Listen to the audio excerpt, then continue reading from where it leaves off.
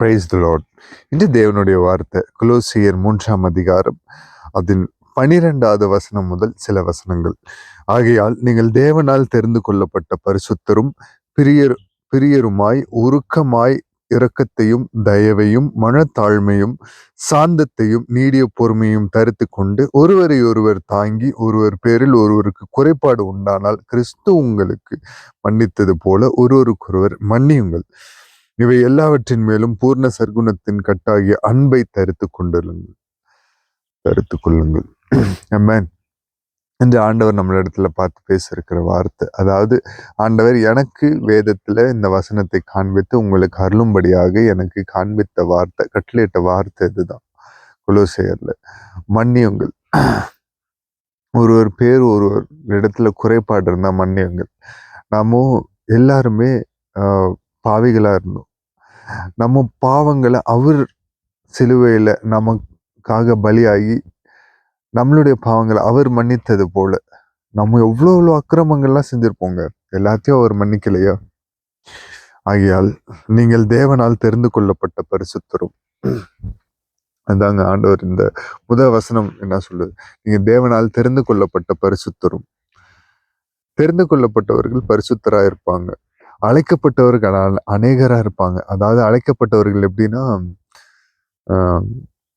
ஆண்டவர் அழைக்கப்பட்டவர்கள் அநேகர், ஆனால் தெரிந்து கொள்ளப்பட்டவர்கள் சிலர்.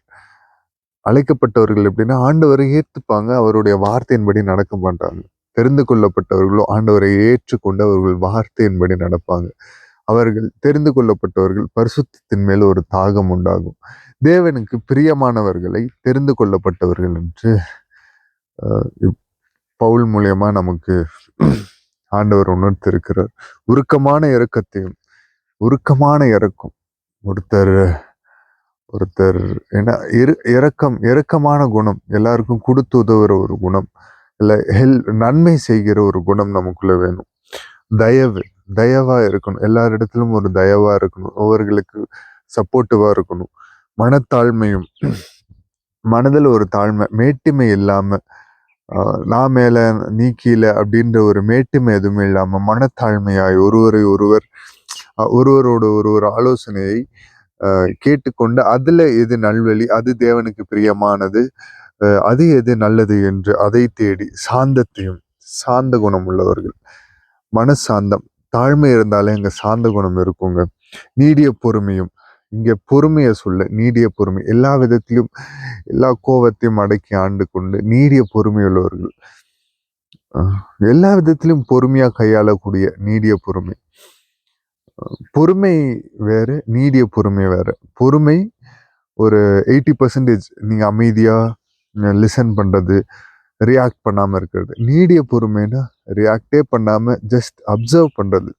உங்களை அப்சர்வ் பண்ணி இந்த நீடிய பொறுமை, எல்லாத்துக்கும் பொறுமையா இருந்து உங்களுடைய நேரம் வரும்போது, அதாவது ஆண்டவர் உங்களுக்கு கொடுத்த நேரத்துல நீங்க அந்த விஷயத்தை கன்வே பண்ற விதத்தை தான் நீடிய பொறுமை.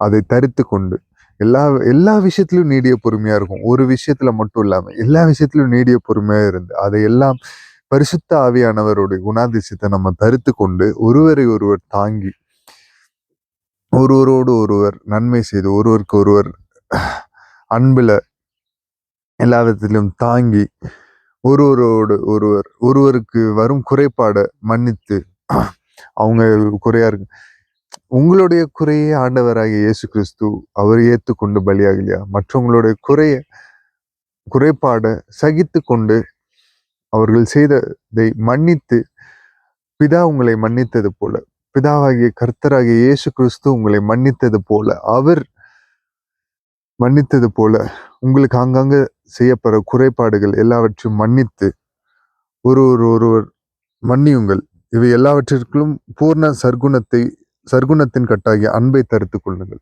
அன்பு, இவை எல்லாவற்றையும் தாங்கக்கூடிய அன்பு இருந்துச்சுன்னா இந்த எல்லா பண்புகளும் உங்களுக்குள்ளாக வருங்க. உருக்கமான இரக்கம், தயவு, மனத்தாழ்மை, சாந்தம், நீடிய பொறுமை, எல்லாவற்றும் இந்த அன்புக்குள்ளாக அடங்கும். அன்பு இருந்துச்சுன்னா உங்களுக்குள்ளாக தயவு இருக்கும். இயேசு அன்பானவர், அவருடைய அன்பு நமக்குள்ள ஊற்றப்படும். ஊற்றப்படும் போது இந்த பண்புகள் வரும். பரிசுத்த ஆவியானவர் நமக்குள்ளாக ஊற்றப்படணும். தாழ்த்தி அர்ப்பணித்து ஜெபிப்போமா. மகா இரக்கமும் கிருபையும் நிறைந்த எங்கள் நல்ல தகப்பனே, ஏசப்பா இந்த காலை பொழுதற்காக உமக்கு நன்றி செலுத்துகிறோம். ஏசப்பா பிறருடைய குறைபாடுகளை நாங்கள் மன்னித்து, ஏசப்பா நீர் எங்களை மன்னித்தது போல எல்லோரோடும் மன்னித்து நாங்கள் சமாதானமாய், சந்தோஷமாய், தயவாய், நீடிய பொறுமையாய், சாந்த குணம் உள்ளவர்களாய், எல்லோரிடத்திலும் அன்பை வெளிக்காட்டக்கூடிய உம்முடைய குணாதிசயத்தை எங்களுக்குள்ளாக ஊற்றுங்க. கர்த்தர் நீர் மகிமைப்படும்படியான காரியங்களை எங்களுக்குள்ளாக இருந்து செய்யுங்க. இந்த நாள் எல்லாருக்கும் நல்ல நாளாக, இந்த வாரம் முழுவதும் அவர்களை சுமந்து கொண்டு தாங்கி கொண்டு நடத்துங்க. இது வரைக்கும் தாங்கிய உம்முடைய கிருபை சப்பா நிர்மூலமாகாமல் இருப்பது உம்முடைய சுத்த கிருபை தகப்பனே. சப்பா இன்னும் உம்முடைய கிருபைக்காக ஏங்கி ஏங்கி நின்றிருக்கிறோம் தகப்பனே. உம்முடைய கிருபை எங்கள் மேல் புழுந்தருளி சப்பா உம்முடைய பாதையின்படி எங்களை நடத்தி சொல்லுங்க. கர்த்தர் நீர் மகிமைப்படுங்க. எல்லா துதியும் எல்லா கணமும் ஒவ்வொருவருக்கு மாத்திரம் செலுத்தி தாழ்த்தி அர்ப்பணித்து ஜெபிக்கிறோம். மீட்பெரும் ரட்சகருமாகிய இயேசு கிறிஸ்துவின் நாமத்தில் கேட்கிறோம். ஜீவனுள்ள எங்கள் நல்ல பிதாவே. ஆமென். Praise the Lord. Good morning. Have a blessed day. God bless you all.